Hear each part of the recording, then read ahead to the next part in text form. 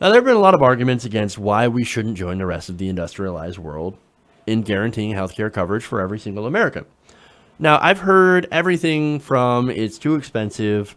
Well, okay, well, why don't we ask people who voted to give the military an extra $80 billion a year why we can't afford healthcare? To, oh, guys, it's socialism. It's government takeover healthcare. But wait a minute. Wasn't Obamacare also supposed to be government takeover of healthcare? No, it's the actual opposite. It's a huge giveaway to health insurance corporations. Truth is, there is no such thing really as government-run healthcare, unless you count the VA. Look, what Medicare for All does is that it basically would take your tax money and pay doctors and hospitals with it, instead of you having to do that. Now, that actually saves you both hassle and money. And of course, the money part is the fact that the government is not there to profit off you like an insurance company is. Now, another argument is it's a pony. Well, you got us there. Ponies for everybody. Let's get everybody a pony. But there's a new argument out there. And I think it's put out by some very well-meaning people. And one of those people is Monica Potts. Now, she wrote an article for Vice where she brings up some valid concerns, some very valid points, but in a way that I think tries to scare people away from single payer. Okay, and let me read the tagline, and you can read the full article in the description, as I'm going to put it in there. She says that the health insurance bureaucracy Bernie Sanders wants to destroy creates jobs for a lot of low-income women who form a key part of the Democratic base. So, okay. Now, basically, that right there, if you read nothing beyond that, that implies that, hey, man, if you're for single payer, then you are against jobs and you're against low-income women, you goddamn Bernie, bro. I don't know if that's what she means by that. I hope not, but okay. Let's go and examine her argument, because, again, I think she makes some very, very valid points and brings up some, interesting information. Now, her argument, she lays out here, and what she does is that she acknowledges a major problem for for-profit health insurance. Now, she quotes Bernie Sanders and says that, yes, indeed, a large amount of our healthcare spending is not spent on our own healthcare. She said that, indeed, by one measure, administrative costs for more than 8% of spending on healthcare in the United States, administrative costs account for more than 8% of spending on healthcare in the United States. It's more than double the average of industrialized countries around the world. Sanders' plan proposes a more streamlined, government-run system that puts the need of the people first. Now, so far, wonderful. However, here's where I think she might throw a little shade. Now, she says, and he promises to do it in 4 short years if everything goes his way, which, of course, it won't.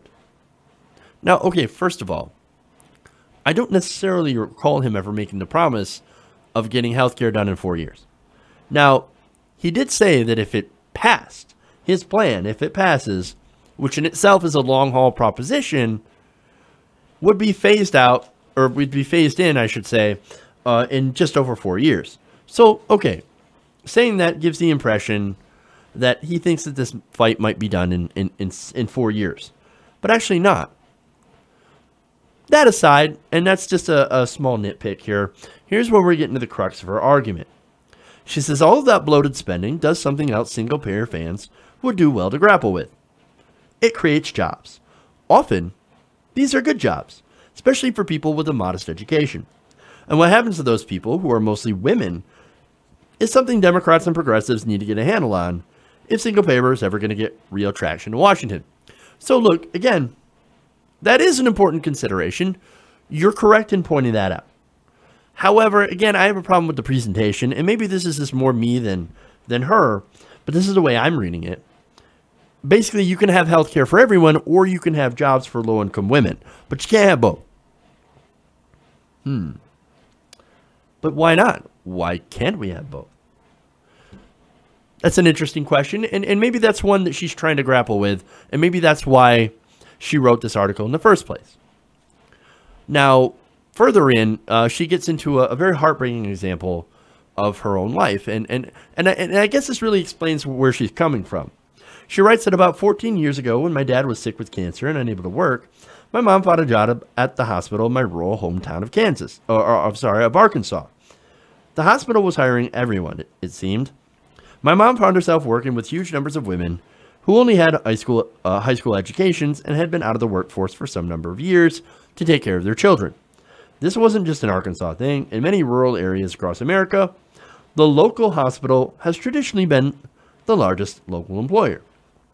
Now look, hospitals do employ a lot of people, and that's great. It's great that people have jobs. And not only that, but I feel for her and her family and what she went through.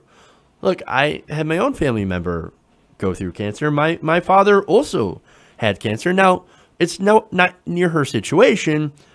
My dad actually did very, very well, and he beat cancer, and he had really good insurance, and he had a very understanding boss. So, look, you know, my situation with my dad a couple of years ago was very fortunate, and I realized not a lot of people have that.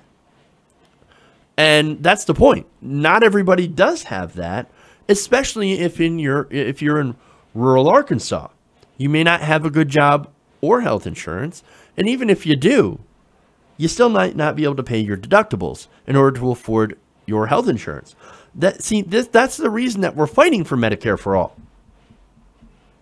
But her story continues. She says, in addition to their own staffs, hospitals tend to create an ecosystem of doctors, pharmacists, physical therapists, and other medical professionals who need people to answer phones and keep track of patient files. Well, of course, that makes sense. She said, my mom worked her way up to handle patient billing. Another friend of mine moved back to her hometown and got a job at a local doctor's office as a file clerk. Nearly every time I step into a doctor's office in Arkansas and around the country, there are women behind the desk.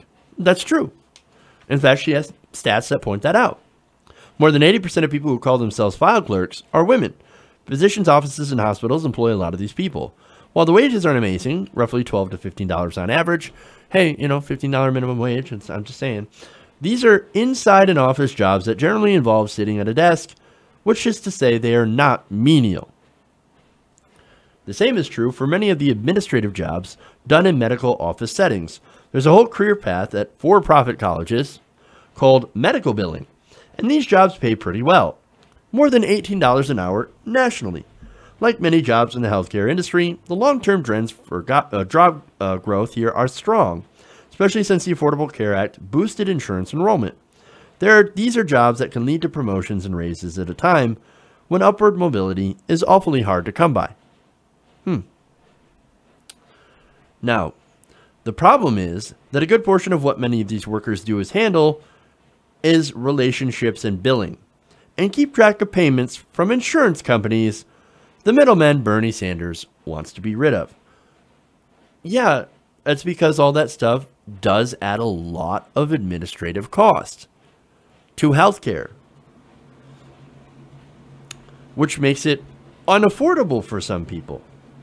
Now look, this argument is sort of like the argument that's being used against people who want to end things like for-profit prisons. Well, what about all the jobs we're going to lose if we close those prisons? We can't shut those prisons down. What about the people with the jobs? They're going to be unemployed. Yes, I understand that, and that sucks. But the entire purpose of a for-profit prison is immoral, making a profit off incarceration. Now, they also use this as an argument against doing things about climate change. For example, if you shut down the coal mines, I'm not going to have a job anymore. How am I going to feed my family? Yes, I understand that, and we want to do something to help you. But also, got to keep in mind that if we keep burning coal, the coal that you mine, we're going to fuck up the planet even more. And that's going to lead to disaster. So, look, it's a flawed argument. And look, and I hate when people use it because it's like, so you mean we can't do these things because there's somebody that might lose their job? That means we can't progress from anything. we can't progress on any issue and change any sort of technology. That's not good. And look, in capitalism, there are for-profit industries that grow up around things that shouldn't have a profit incentive to begin with. Again, healthcare, education, prison. Why? Because it gives a perverse incentive to base all the decisions in that industry around the profit motives of giant corporations. See, it's that kind of thing that had people denied health insurance before the ACA, okay? And why colleges would rip off students like, for example, ITT Tech and Trump University, because they could, because they made a profit. Yes, those companies all employed people, but that does not necessarily mean that they're inherently good and should be protected. Now, that said, Potts continues, and she wants to make it very clear that she's a supporter of single payer. And she even quoted Elizabeth Warren in this article. She says, and then argues that Elizabeth Warren is right. We would be better off as a society living in a more humane system like the one Bernie Sanders envisions. However, she goes on to say that, quote, it's almost impossible to imagine such a massive shift in 1/6 of America's economy not hurting people along the way. And I fear that because most likely victims are low-income women, this will be ignored, even if Democrats are the party that needs their votes. Again, this is not about votes. This is about making sure that everybody has health care so they don't die. But look, it's a valid concern nonetheless. And I'm going to keep repeating that what she talks about is something that we are having conversations about. And the problem is, the way that I think it's presented is that it pits low-income women against the people who are dying because they can't afford health insurance. When really we should be against the companies that, for one reason, don't offer a living wage, where people can actually go and make a living wage. And not only that, but lack of advancement in the workplace, especially for women, things like that. Okay, and look, if you get Medicare for all, you know who also that helps? Women. That also helps low-income women, and also helps cancer patients. And look, let's be honest, this does kind of hit home with me a little bit, right? Now, she talked about medical secretaries. In fact, she said that they alone numbered more than 500,000 in 2016. Well, look, my wife's going to be a medical secretary, right? She's going to school. She's in college right now. Do I want her job to be eliminated? No, of course not. However, we would also rather that people have single payer so that everybody could have health care and insurance, okay? And look, having single payer will help millions more than it will hurt. Because again, it helps everyone. Now, she goes on further to ask about the women. Where's the concern for them? Well, there is concern. I have concern. We're all talking, like, we've had this conversation, and I've talked to a lot of people who do have this concern. And again, it's super valid, right? But do we allow that concern? And this is the question. Do we allow that concern to continue to prop up an immoral healthcare system that allows people to die because they can't afford health insurance? Even under the ACA, which is by far not perfect.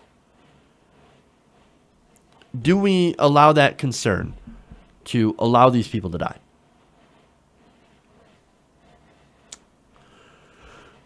Now, she also writes, maybe we romanticize this bureaucratic healthcare work less because it is the unsung labor of women who get up early every morning to get their kids to school and need a job where they can clock in and out at specific times every day and be home to cook dinner.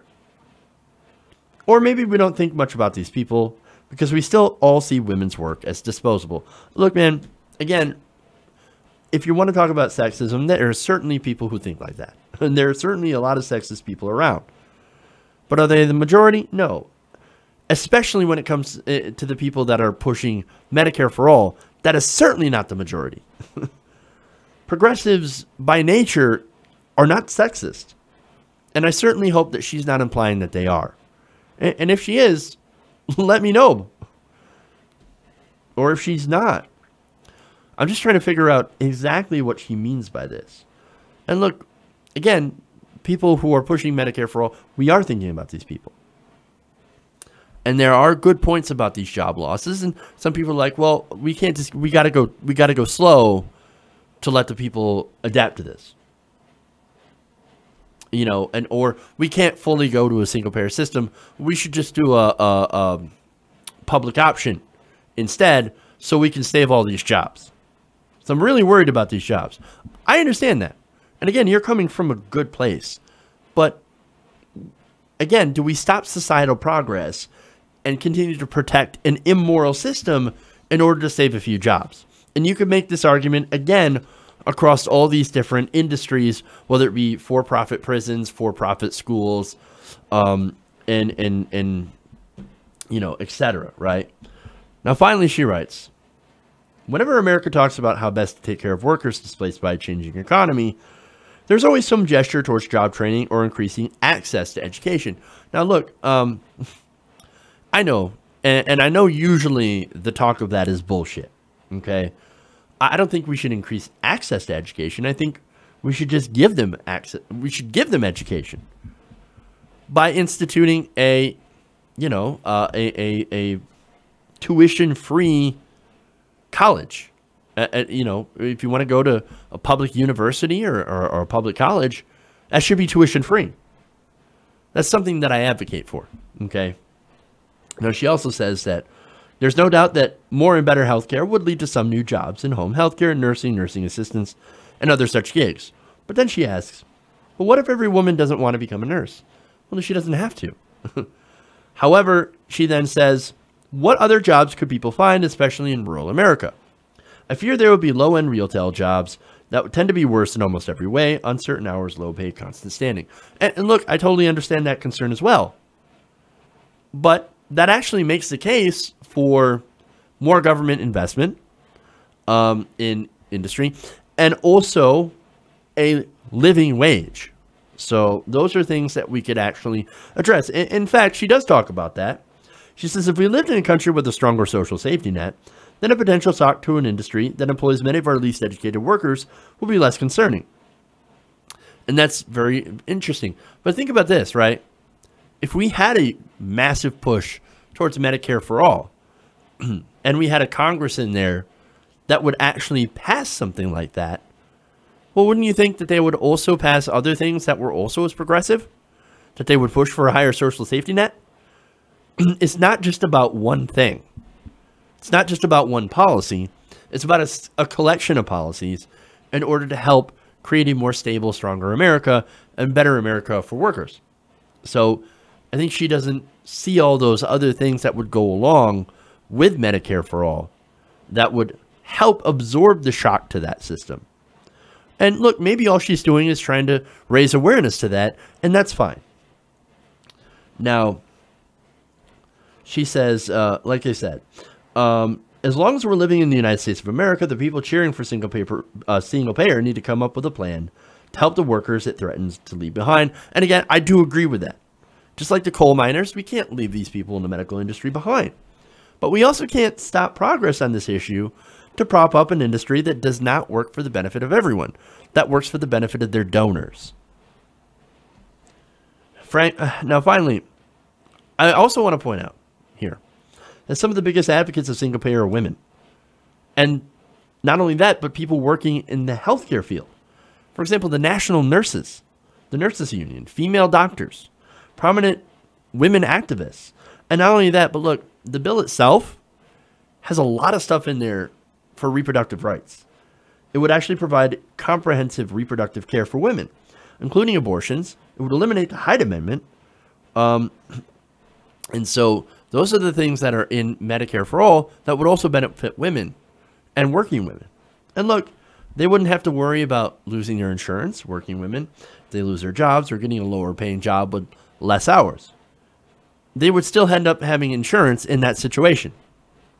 So, look, unfortunately, a lot of people under the ACA still have jobs that are tied to insurance benefits. Medicare for All gets rid of that. Medicare for All would actually save those families a lot of money. So look, while I do agree with a lot of her valid points, I still think that single payer will be a net benefit, even for some of those who will see some job losses. And look, we have to help them, right? And there are a lot of things that we could push for to help those same women that will be affected. And if the whole point here is to make sure that we realize and understand that we need to discuss those things, wonderful. Trust me, we do understand, we do know, and we're very, very open to having that discussion and actually leading the fight on those issues. Hey everybody, thanks for watching this video. If you want to see more like this, please hit the subscribe button below. And if you want to support truly independent progressive media, please consider becoming a patron at patreon.com/TYTNation.